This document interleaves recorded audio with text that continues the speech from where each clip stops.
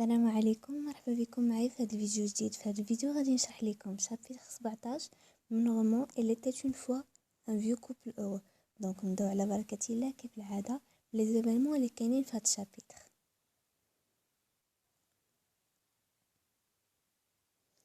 دونك اول ايفينمون عندنا في هذا الشابتر هو Le magasin du village a grandi. Les gens n'allaient que rarement au souk hebdomadaire, y compris le vieux. قال لك بان الحانوت اللي كاين في الفيلاج اللي عايش فيه بوسعيد بدا كيكبر. يعني ولاو كيدخلوا ليه بزاف ديال السلعات، بزاف ديال المنتوجات العصريه، و هادوك يعني القرويين ما بقاوش كيمشيو للسوق الاسبوعي، يعني حيت كيجيهم بعيد وما كيلقاوش فيه داكشي اللي بغاو كامل. و اصلا كتجيهم تمار انهم فهمتي انهم يهبطوا ليه حتى لهذيك المسافه، يضربوا ديك المسافه طويله باش يمشيو للسوق. دونك ولاو غير كيتسخروا غير من داك الحانوت ديال الفيلاج اللي قريب ليهم وفيه كل شيء. دونك قليل في كانوا كيمشيو للسوق باش يشريو الخضره مثلا ولا شي حاجه احتاجوها ما يلقاوهاش في داك الحانوت. وحتى بوشعيب ولا كيشري من داك الحانوت رغم انه يعني متشبت بالتراث ومتشبت بالتقاليد، الا انه ضروري يعني خصو يتبع هاد العصرانه اللي كاينه دابا وما يبقاش يعني حتى يبقى متبعات داكشي ديال التقاليد، داكشي التقليدي ما غاديش يعيش مزيان. يعني خص ضروري يتبع الزمان، فهمتي، الوقت كل وقت ووقته. دونك هذا هو ليفينمون رقم 1. نمشيو دابا ليفينمون رقم 2. événement رقم 2 هو الخف في الشابيتر. ce jour-là le vieux y était pour se procurer des objets modernes dans un réchaud à gaz.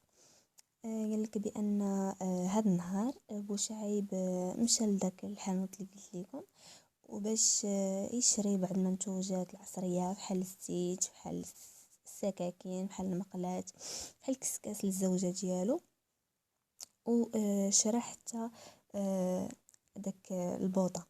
اوكي، شرى البوطه فهمتي حيت ما بلا ما يضطر انه عادي يبقى يدير في دوك فهمتوا في الجمرات كيقولوا كيبقى يدير في الفخار، يبقى يشعل في تنات يسخن باش يطيبوا فوق منه. دونك باش يسهل عليه المأمورية على الزوجة ديالو. كتعرفوا ان الانسان فاش كيكبر في العمر وما عندهمش خصوصا ما عندهمش ولاد، دونك كيولي ما يبقاش قادر انه يتسنى داك الوقت كامل باش يطيب شي حاجه. دونك هادشي باش يسهلوا عليهم المأمورية. دونك هادو هما اللي كانوا في اللي كاينين، هادو هما لي زيفينمون اللي كاينين في شابيتر 17. دابا غادي نمروا للشابيتر رقم 18 وغادي نشرح لكم لي زيفينمون اللي فيه. هاد الشابيتر فيه 3 ديال لي زيفينمون لي برينسيبال. دونك نبداو على بركه الله اول ايفينمون في هاد الشابيتر. دونك le vieux rejeta avec indignation le conseil du tenant du magasin d'acheter des engrais industriels. قالك بان بوشعيب مشى للحانوت اوكي اللي كاين في الفيلاج باش يشري بعض الاعشاب او النباتات، يعني اللي كيكونوا يلاه يعني هما نابتين، يعني هما غارسهم مولاهم وبداو كينبتوا شويه، ولكن يلاه فهمتي صغار باش يديهم الارض ديالو فهمتي يزرعهم فيها وباش يطلعوا يبقى يسقيهم باش يطلعوا ليه مزيان. ونصحوا ان مول هذا الحانوت باش يشري الاسمده الكيماويه باش دغيا يطلعوا ليه هذوك الاعشاب. وهنايا بوشعيب يعني غضب بزاف ورفض بشده انه يشري هاد الاسمده، حيت هو بصح انه كيتبع العصرانه يعني غادي يتبع فهمت هاد الوقت، ولكن شي حوايج شي مبادئ هو فهمتي متشبت بهم وما يقدرش يتخلى عليهم.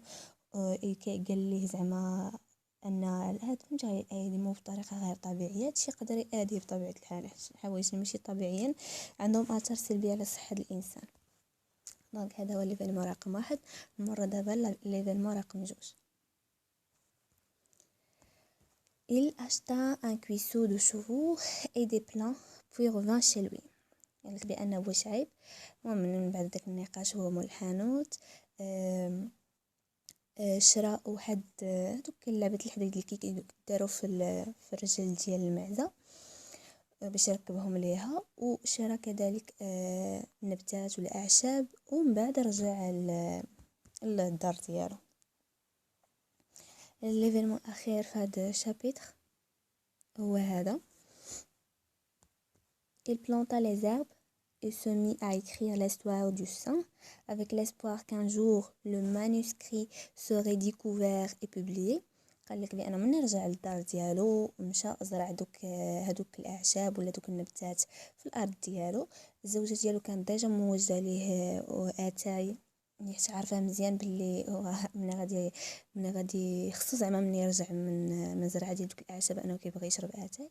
دونك بدا كيشرب اتاي، وعاوتاني بدا كيكمل القصه ديالو ديال داك الولي الصالح او داك القديس اللي كيكتبوا في القصائد الشعريه ديالو، مع الامل ان واحد النهار هاد المخطوطات ديالو يعني هاد القصائد ديالو غادي يتعرفوا، غيجي واحد الشخص وغادي يكتشفهم وغادي يفك الالغاز ديالهم، الكلمات زعما اللي فيهم، وغيفكهم وغيفهمهم وغيبدا ينشرهم.